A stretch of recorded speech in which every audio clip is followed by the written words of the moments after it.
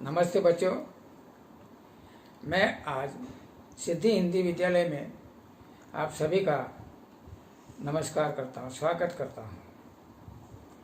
कल मैंने चल राशि के दो विधि यानी निरपेक्ष नाप यानी अंतर की विधि और दूसरी सापेक्ष नाप यानी अनुपात की विधि में से निरपेक्ष नाप अंतर की विधि समझाई थी।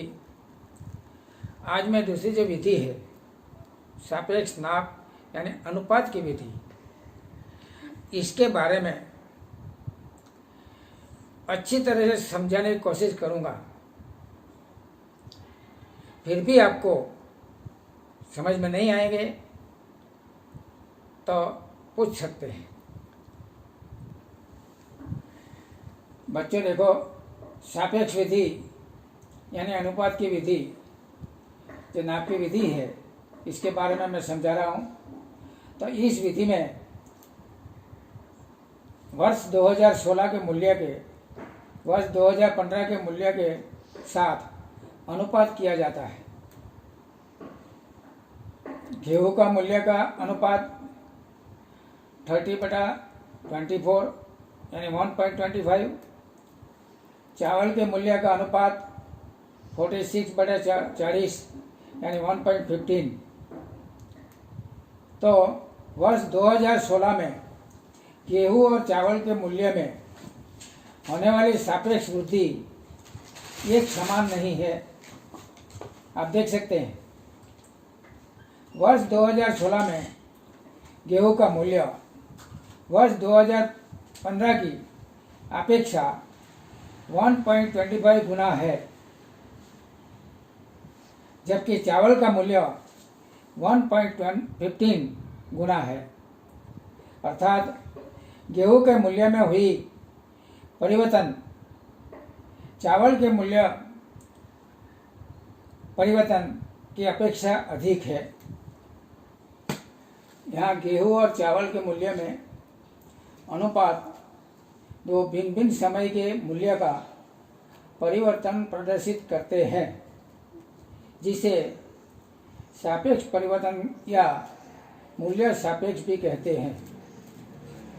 सामान्य रूप से तुलना करना सरल हो, इसीलिए अनुपात में प्रतिशत में प्रदर्शित किया जाता है।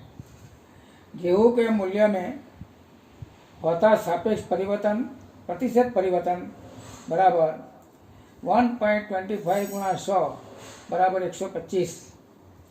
उसी तरह चावल के मूल्य में होता सापेक्ष प्रतिशत परिवर्तन बराबर 1.15 गुणा 100 बराबर 115। प्रश्न एक दिया हुआ मैंने कि सूचकांक किसे कहते हैं। मोस्ट इम्पोर्टेंट प्रश्न है, एग्जाम में बार बार आता है। तो आपको यहाँ ये जो परिभाषा है आपको याद रखना है। परिभाषा समझाता हूँ। किसी भी वस्तु से संकलित चल राशि के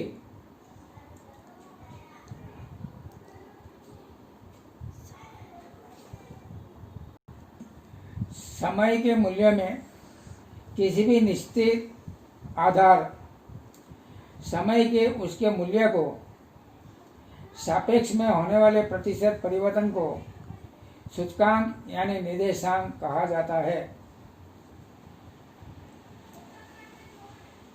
बोलता है,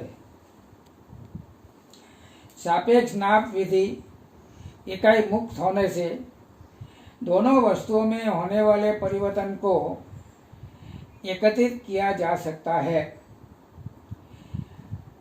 उदाहरण देता हूँ। गेहूं और चावल का समग्र परिवर्तन का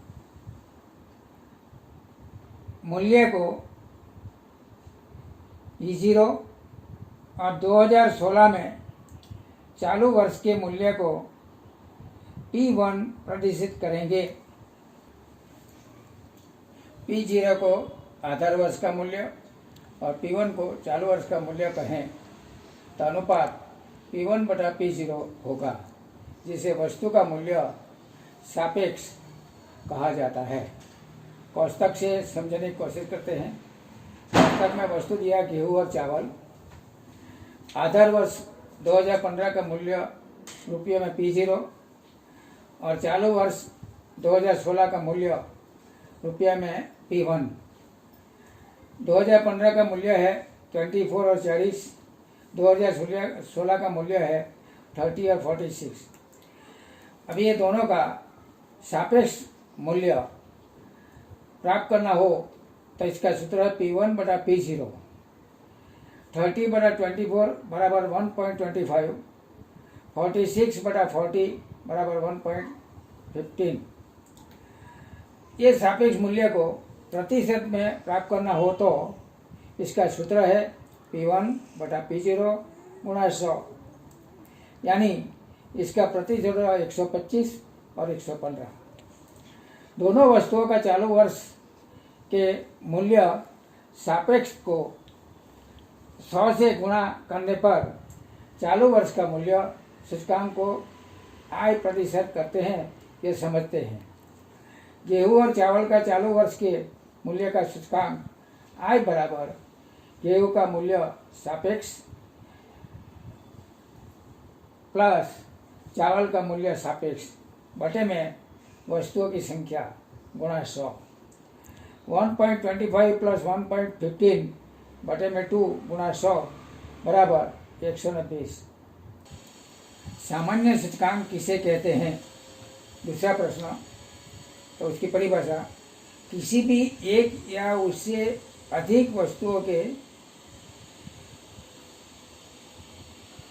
चालू समय के चल के मूल्य में किसी निश्चित यानी आधार समय के उन वस्तुओं के चल मूल्यों का सापेक्ष में होने वाले प्रतिशत परिवर्तन के औसत समूह का सामान्य सूचकांक कहते हैं। सामान्य सूचकांक मूल्य का सूचकांक प्राप्त करने के लिए निम्न सूत्र से जो दिया है उसको हम समझते हैं। समूह के मूल्य का सूचकांक I बराबर सिग्मा ब्रैकेट में P1 बटा P0 बटे में N गुणा 100। P1 यानी चालू समय हेतु वस्तु का मूल्य, P0 आधार समय हेतु वस्तु का मूल्य, N वस्तु की संख्या। यह सूत्र उत्पादन, आयात, निर्यात, बेरोजगारी, औसत के उत्पादन का सूचकांक प्राप्त करने के लिए या तो ज्ञात करने के लिए उपयोग होता है।